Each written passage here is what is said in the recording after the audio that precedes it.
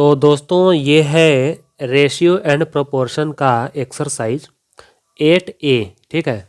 और इस वीडियो में मैं आपको बताने जा रहा हूँ इसका क्वेश्चन नंबर 15 से, ठीक।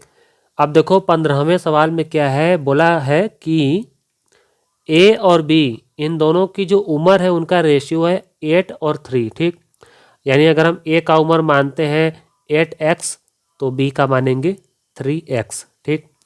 अब आगे बोल रहा है कि 6 साल बीत जाने के बाद, 6 ईयर्स हैंस का मतलब है 6 साल बाद, उनकी जो उम्र होगी उनका रेशियो हो जाएगा 9:4, ठीक है। तो इतनी सी बात बता करके हमसे पूछ रहा है कि उनका प्रेजेंट एज क्या होगा, ये बताओ, ठीक है। तो चलो मैं आपको लिख के बताता हूँ। देखो जितना सवाल में दिया था उतना मैंने लिख लिया है। उनकी उम्र को मान लिया है 8x 3x, और 6 साल बाद क्या हो जाएगा, इनका 8x में 6 साल बढ़ जाएगा, इनके 3x में भी 6 साल बढ़ जाएगा, ठीक। लेकिन आगे आगे एक शर्त दी है ना, गिवन दैट, आगे क्या दिया है कि ये जो 6 साल बाद वाला दोनों का उम्र है ना, इसमें रेशियो बन जाएगा 9 और 4, ठीक है। इसके कहने का मतलब ये है, ये देखो इन दोनों का जो रेशियो है 8x + 6 बाई 3x + 6 इक्वल 9/4, ये है। और इसी इक्वेशन को हमें जो है किसी तरह से सॉल्व करना है। तो हम क्या करते हैं, पहले तो इन दोनों का मल्टीप्लाई करके लेफ्ट में लिख लेते हैं, क्रॉस मल्टीप्लाई तो करना ही है, ठीक है। तो हम फटाफट क्रॉस मल्टीप्लाई करके देखो क्या आता है हमारा x का वैल्यू, ठीक है। 32x + 24 27x + 54, ठीक। अब इसके आगे ना जो x वाला है उसको लेफ्ट में लिखेंगे, ये माइनस हो जाएगा 27x, और जो प्योर नंबर है, प्योर कांस्टेंट है, वो भगा देंगे हम राइट में, ठीक है। तो इधर क्या हो गया हमारा 5x इक्वल, ये क्या आ गया हमारा, ये आ गया 30, ठीक है। तो x इक्वल कितना आ जाएगा, x इक्वल हो जाएगा 30/5 यानी कि 6, ठीक। अभी तो x की वैल्यू आई है ना 6, लेकिन हमें क्या निकालना है, हमें निकालना है 8x और 3x। ये जो मैंने माना था ना a का एज b का एज, तो ये मैंने माना था प्रेजेंट एज, ठीक है। तो हमें 8x और 3x निकालना है। तो अब हम क्या लिखेंगे यहाँ पर, हम यहाँ पे लिखेंगे नाउ। देखते हैं 8x इक्वल कितना आता है और 3x इक्वल कितना आता है। तो x की वैल्यू तो 6 आई है ना, तो 8 × 6, यहाँ क्या होगा 3 × 6, ये हो जाएगा 48 ईयर्स लिख देते हैं, उम्र है ना। और ये कितना आ जाएगा 18 ईयर्स, ठीक है। तो ये है प्रेजेंट एज ए की और ये है प्रेजेंट एज बी की। अब आप इसको चाहे तो स्टेटमेंट लिख करके भी आंसर लिख सकते हैं, आगे आपका आंसर। अब देखो ये जो 16वां क्वेश्चन है, इसमें बोला है कि एक एलॉय है और उसमें कॉपर है और जिंक है ना। तो कॉपर और जिंक का जो रेशियो है वो 9 और 5 का है, ठीक। अब आगे बोल रहा है कि ये तो मान लीजिए रेशियो है, ठीक। आगे ये बोल रहा है कि उसी एलॉय में अगर कॉपर की जो क्वांटिटी है वो है 48.6 ग्राम्स, तो बताओ कि उसी एलॉय में जिंक का वेट कितना है, ठीक। तो चलो मैं आपको लिख के बताता हूँ। अब देखो मैंने मान लिया है कि उसी एलॉय में जो जिंक की मात्रा है वो x ग्राम है ना। तो हमें क्या प्राप्त है, हमें पता है कि इन दोनों का रेशियो कितना था 9 और 5, ठीक है। तो पहले था कॉपर, बाद में था जिंक, ठीक है। तो कॉपर का है रेशियो 9 और जिंक का है 5, ठीक। तो इसीलिए जो है कि अगर कॉपर का हमको ऊपर रखना है तो पहले इसका रख लेना 48.6, ये हो गया कॉपर का ना। तो उसके बाद हम रखेंगे जिंक का, जिंक का हमने मान लिया एक्स, ठीक। और रेशियो तब हम ऊपर लिखेंगे किसका, कॉपर का ही, और नीचे किसका रहेगा, जिंक का, ठीक है। ये हमने एक आमने सामने जो है रेशियो लिख लिया। अब बस क्रॉस मल्टीप्लाई करना है। 9x इक्वल क्या हो जाएगा, 48.6 मल्टीप्लाई 5, देखते हैं कितना आता है। ये हमारा आ रहा है 243, ठीक। तो अब हम देखेंगे कि हमारा x इक्वल क्या आएगा, x इक्वल हो जाएगा यही 243 डिवाइडेड बाई 9, ठीक है। और इसको हम डिवाइड करेंगे ना, तो हमारा आ जाएगा ये 27 ग्राम। ये रहा आपका आंसर, यानी कि उस एलॉय में 27 ग्राम जिंक मौजूद है। अब देखो ये जो 17th वाला क्वेश्चन है, इसमें बोला है कि एक स्कूल में बॉयज़ और गर्ल्स का जो रेशियो है वो 8 और 3 है, ठीक। और उसके आगे बोलता है कि गर्ल्स की जो संख्या है वो 375 है। तो हमें ये पता करना है कि उस स्कूल में कितने बॉयज़ हैं, ठीक है। तो चलो शुरू करते हैं। देखो मैंने मान लिया है कि बॉयज़ की जो संख्या है वो x है ना, तो हमें क्या पता चला है कि बॉयज़ और गर्ल्स का रेशियो तो 8 और 3 था। तो अगर हम यहाँ बॉयज़ का ऊपर और गर्ल्स का नीचे लिखते हैं ना, तो बॉयज़ को तो हमने x मान रखा है, तो यहाँ भी x लिखेंगे अब ऊपर बॉयज़ का नंबर, और गर्ल्स का लिखेंगे नीचे 3, 7 एंड 5, ठीक, 375। अब इसी का हमको करना है क्रॉस मल्टीप्लाई, ठीक। तो 3x इक्वल कितना हो जाएगा, 8 मल्टीप्लाई 375। देखो जल्दबाजी में इसको मल्टीप्लाई करने की कोई ज़रूरत नहीं है, आप आराम से x इक्वल ऐसा कर लीजिए पहले,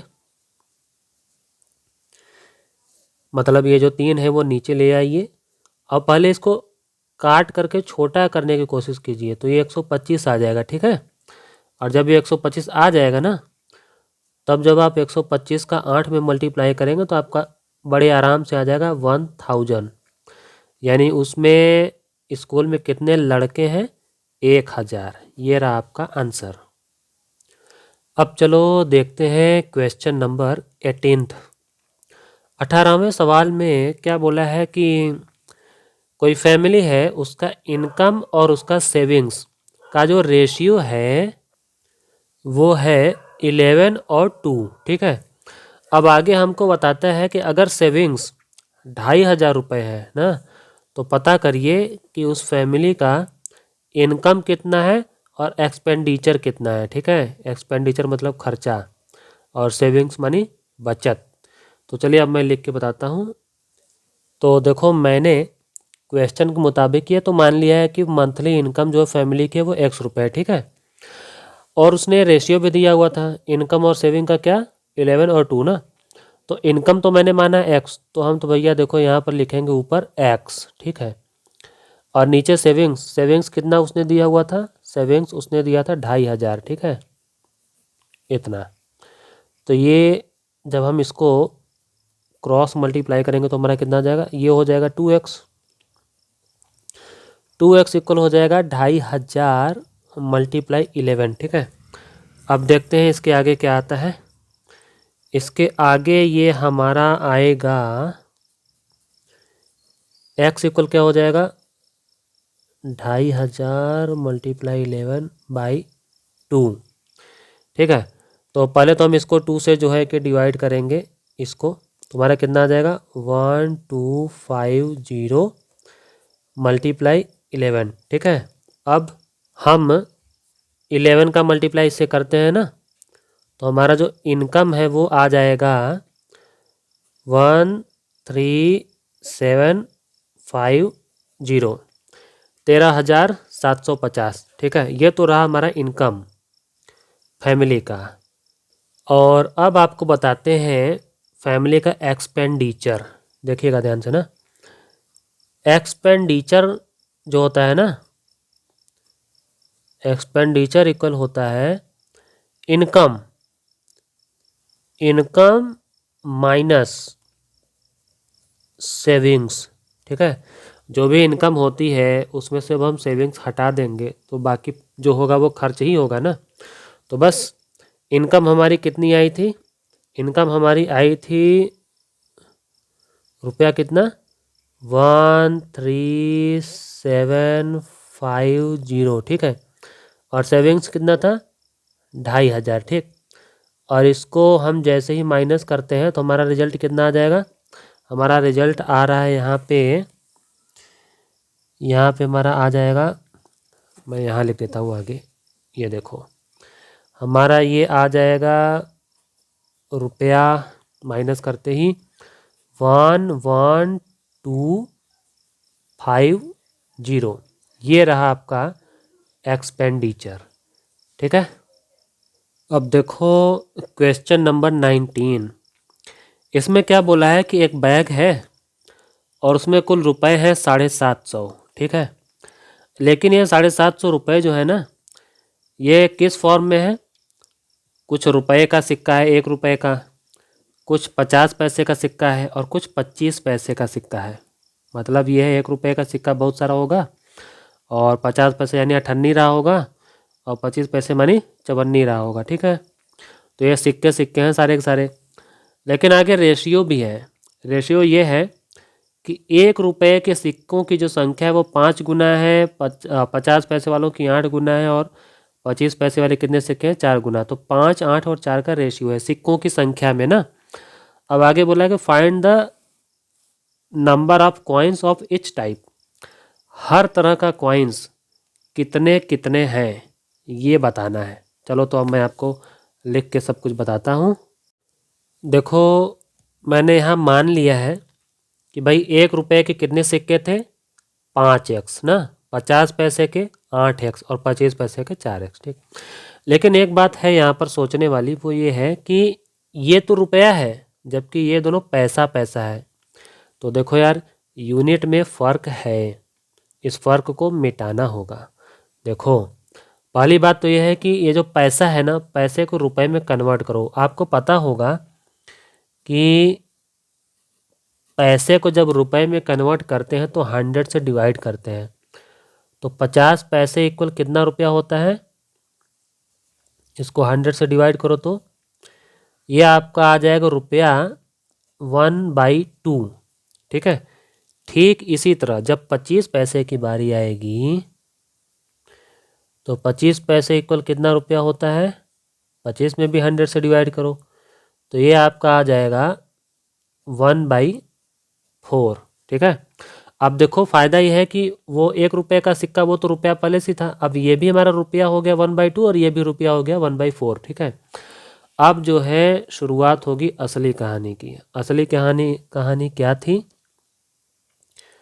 वी हैव, हमको क्या क्या दिया गया था कि देखो 1 रुपये की कीमत, अब देखो बात को समझो, 1 रुपये की कीमत के कितने सिक्के थे, ठीक है 5x। ठीक है, अब प्लस 50 पैसे वाले कितने थे, लेकिन 50 पैसे को रुपए में कितना बदला था मैंने, 1/2 ना, तो यानी 1/2 रुपीज़ के कीमत वाले कितने सिक्के थे, वो कुल टोटल थे कितने, 8x।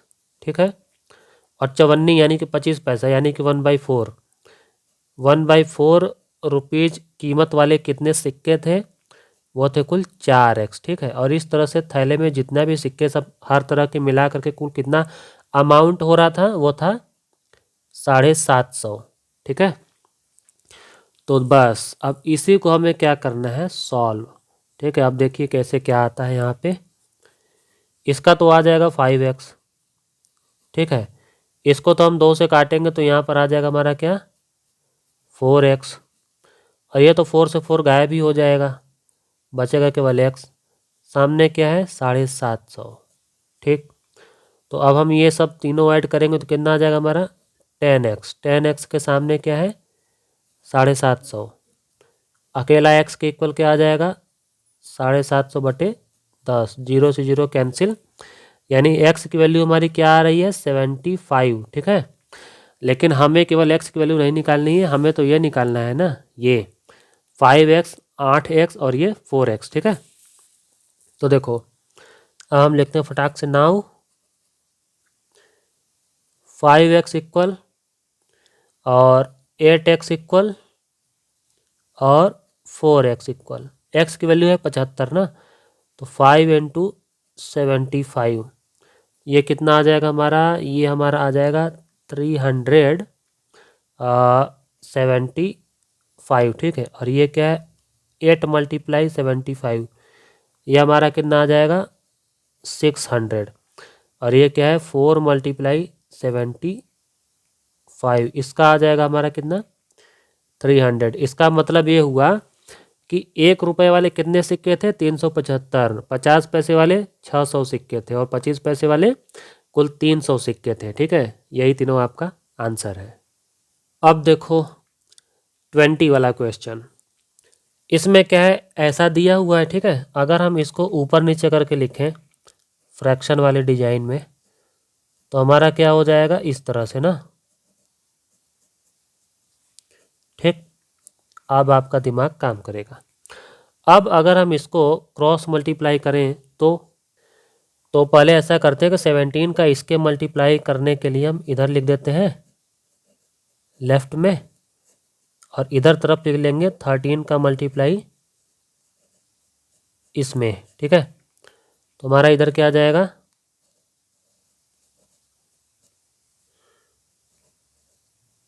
इतना, ठीक। इसका कितना आ जाएगा, इसका आ जाएगा 143, ठीक है।